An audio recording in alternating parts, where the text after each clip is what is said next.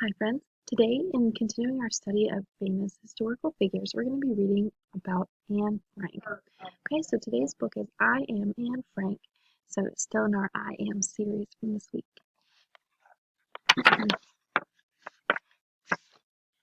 I am Anne Frank. When I was born, my sister loved laughing at my big ears. Look, they're huge. I also had big eyes and the cutest smile. Aw, she's adorable. And her sister says, look at her ears. As a girl, I loved the same things as many kids love, playing hide and seek and tag, ice skating, and going to the movies. Her sister says, "And those are my skates." She said, "I collected autographs and knew the names of every celebrity. That's Rin Tin Tin." He's a famous dog from older movies. One of the other things I really loved was writing stories. This was my teacher, Hendrika Cooperus. She was so encouraging and wonderful. Wonderful job, Anne. One important thing to know about me is that I'm Jewish. That's my religion. I believe in God and in helping to make the world a better place. But where I was born in Germany, there were people known as Nazis who didn't like those of us who were Jewish or other groups who were different from them. Back then, the Nazis were run by a terrible leader named Adolf Hitler who promised to make Germany strong again, saying, "Don't buy from Jews. Germans unite." Saying, "Why are they being so mean? They don't even know us." He believed that Germans were superior, and he blamed the Jews for all of Germany's problems, even though we hadn't done anything wrong. To protect us from the Nazis, my family became refugees and moved to a city called Amsterdam in the Netherlands. Life was good there for years, until May 10th, 1940, when the Germans came to the Netherlands too. The Nazis were trying to take over the world. "We need to leave here now. It's not safe anymore." We tried to leave the Netherlands and go to the United States, but we couldn't. You need to fill out more forms if you want to be an immigrant.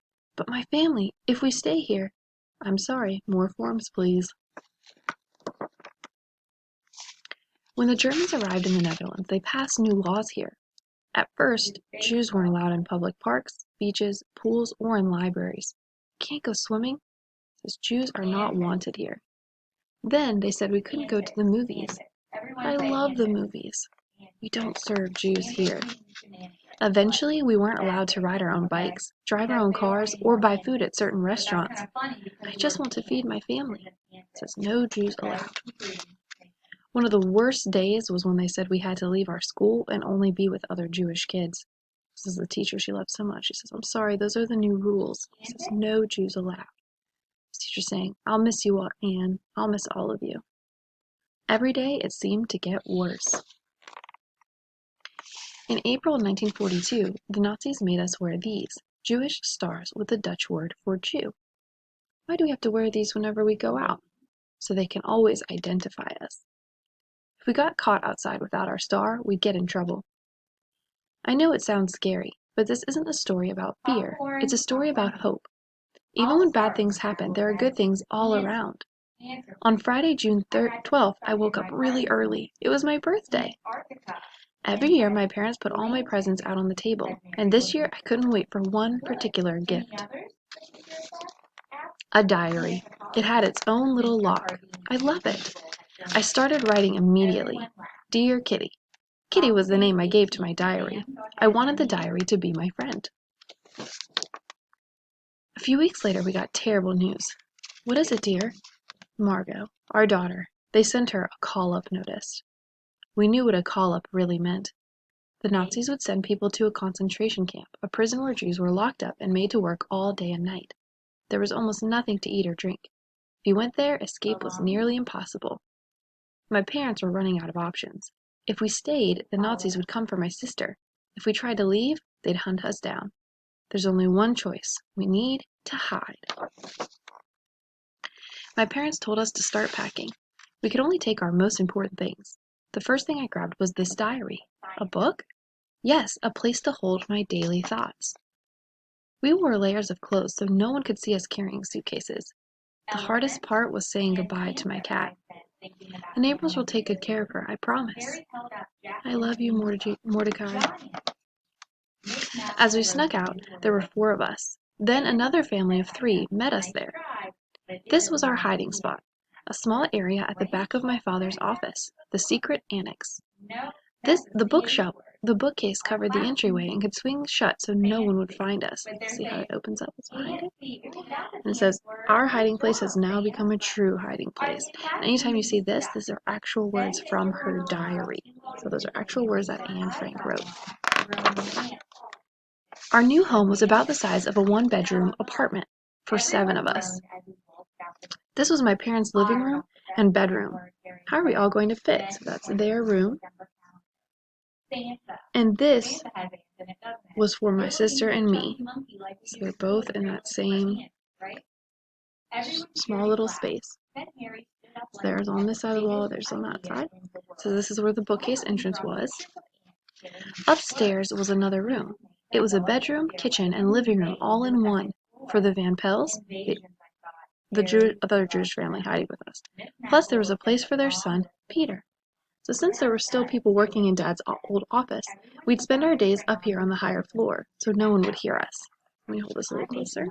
Focus it for you. So you can see here, on this side of the wall, they have it split, so you can see on this side of the wall is the girls' room, then their parents' room. They share that small space. Then this was that shared apartment of the other family that they spent most of the day in because they were working in the office, and there was also an attic. So that was all hidden behind that bookshelf. It wasn't an easy place to live. There's no hot water. I know, make the best of it. And what do you mean we can't flush the toilet during the day? If you do, people will hear the noise and will be arrested. Beans again?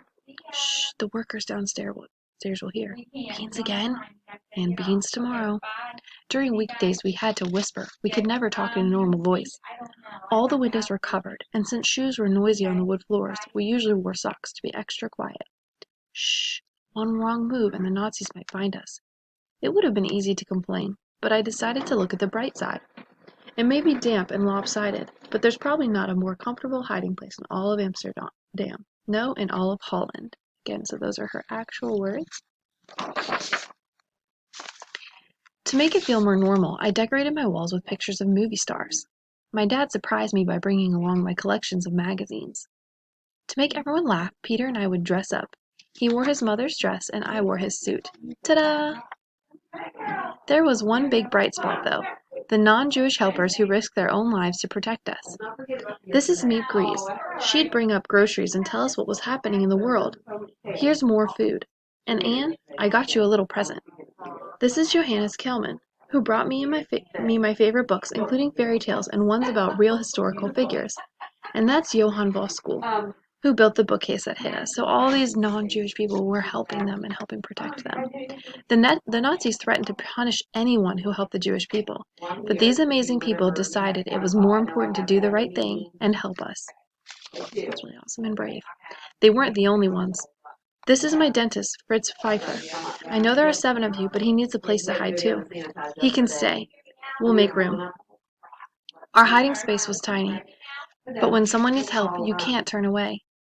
We hid in the secret annex for 2 years and 1 month. I went to school here. I wanted to be a famous writer, to make an impact on people's lives. We took our school books with us, and the helpers would bring up more. We studied every day until 12:30. After that, we'd peel potatoes. On weekends, we could listen to the radio. So 2 years they stayed in this space.